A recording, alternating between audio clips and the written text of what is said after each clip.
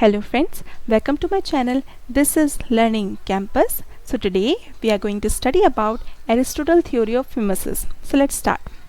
First of all, what is mimesis?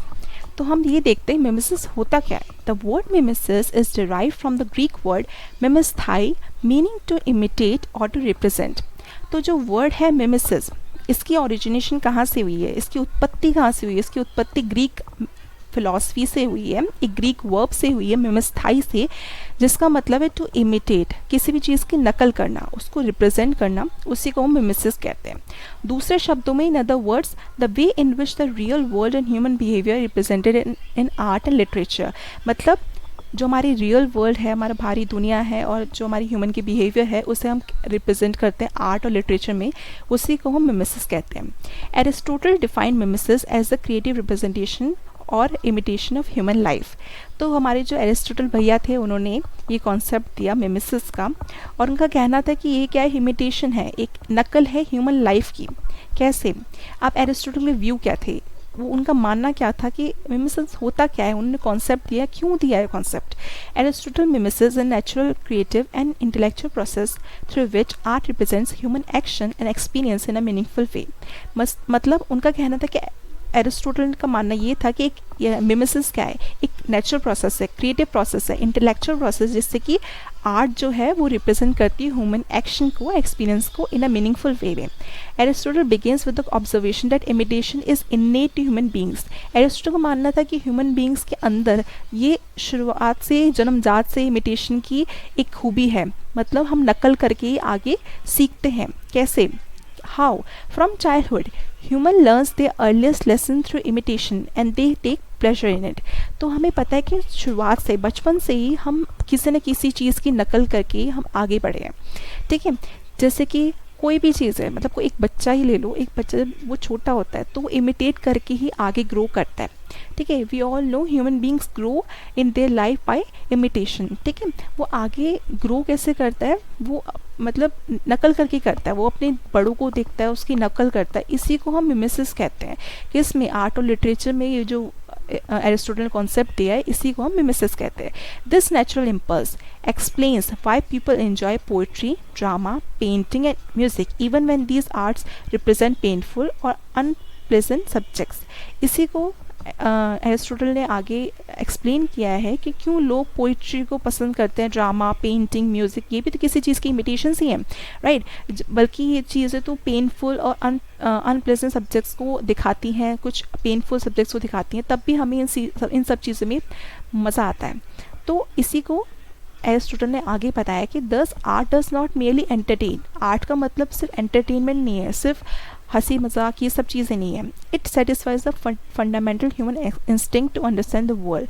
ये एक human की इंस्टिंक्ट, इसकी मतलब ह्यूमन की जो उत्सुकता है, क्यूरोसिटी है, इसको सेटिस्फाई करता है ताकि हम आगे समझ सके दुनिया को. पोइटिक्स. अब ये पोइटिक्स क्या है? असल में एरिस्टोटल की जो बुक थी पोइटिक्स, उसी में इन्होंने एक कॉन्सेप्ट दिया था मिमेसिस, और इसी को आगे उन्होंने फर्दर एक्सप्लेन किया है. In poetics Aristotle defines poetry as a form of mimesis. Aristotle ने क्या करा? पोइट्री को मिमेसिस की फॉर्म में एक्सप्लेन किया. कैसे? But he carefully distinguishes poetic imitation from mayor reproduction of reality. मतलब उसने सोच समझ के पोइटिक इमिटेशन को रियलिटी से दूर रखा है. कैसे?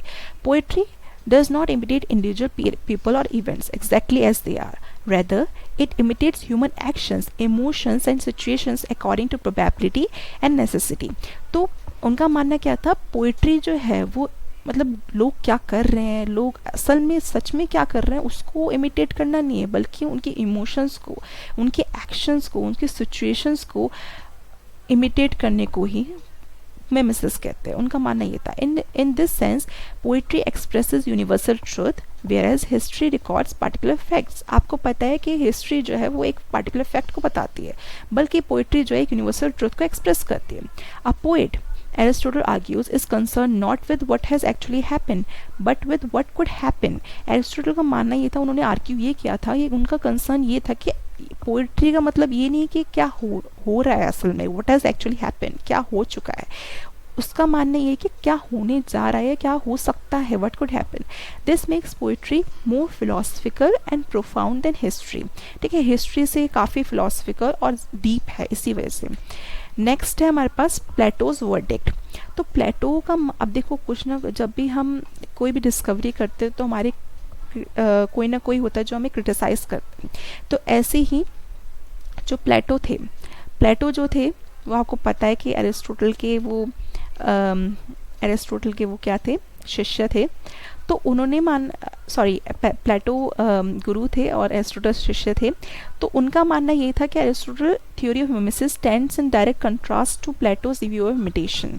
ठीक है, उन्होंने एरिस्टोटल के व्यूज़ को बिल्कुल अपोज करा, क्रिटिसाइज किया। उनका मानना ये था Plato had condemn poetry as an imitation of an imitation.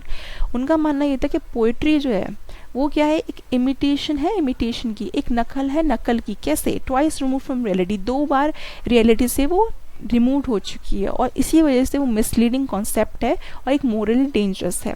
अब मैं थोड़ा इस कॉन्सेप्ट के बारे में बात करना चाहूँगी ताकि आपको और अच्छे से इसके क्लैरिटी मिल जाए।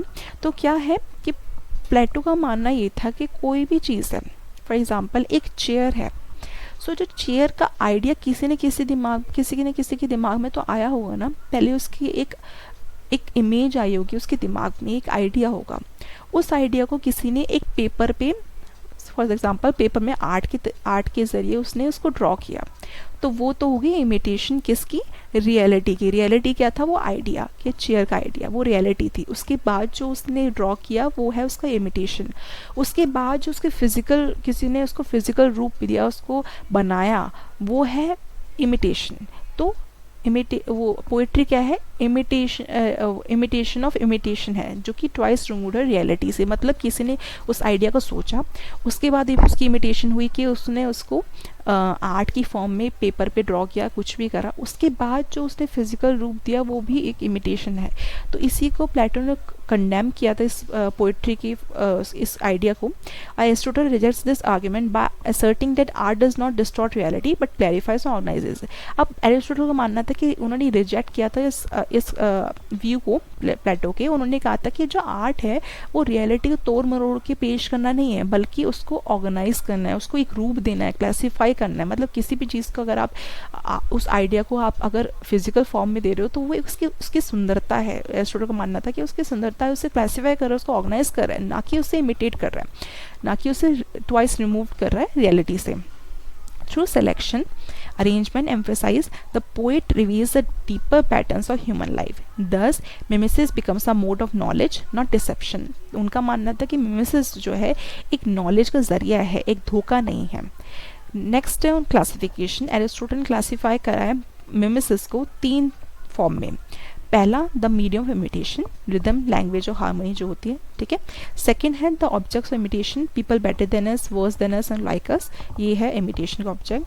थर्ड है द मैनर ऑफ इमिटेशन, कैसे इमिटेट हो रहा है, नरेशन के जरिए, ड्रामेटिक के जरिए, ड्रामा के जरिए, ये सब चीज़ें। अब हम कंक्लूजन पे आगे बढ़ चुके हैं।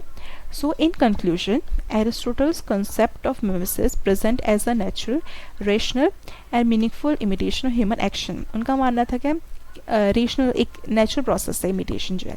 फार from being a passive copy of reality, mimesis is a creative process that reveals universal truths, educates humans, educates emotions and deepens understanding. उनका मानना था कि यार रियलिटी मतलब उनका जो ये है मिमेसिस जो है कॉन्सेप्ट जो है वो रियलिटी से दूर भागना नहीं है, बल्कि एक क्रिएटिव प्रोसेस है ताकि वो डीप कर सके हमारी अंडरस्टैंडिंग को।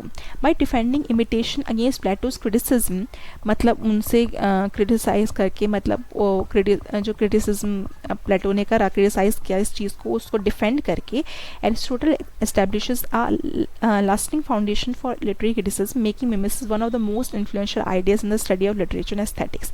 हमें पता है कि उन्होंने अपोज किया था आइडिया ऑफ मिमेसिस जो है प्लेटो ने, उसको डिफेंड करके एरिस्टोटल ने एक फाउंडेशन खड़ी करी मिमेसिस की, और आज हम उस चीज़ को लिटरेचर और एस्थेटिक में पढ़ते हैं।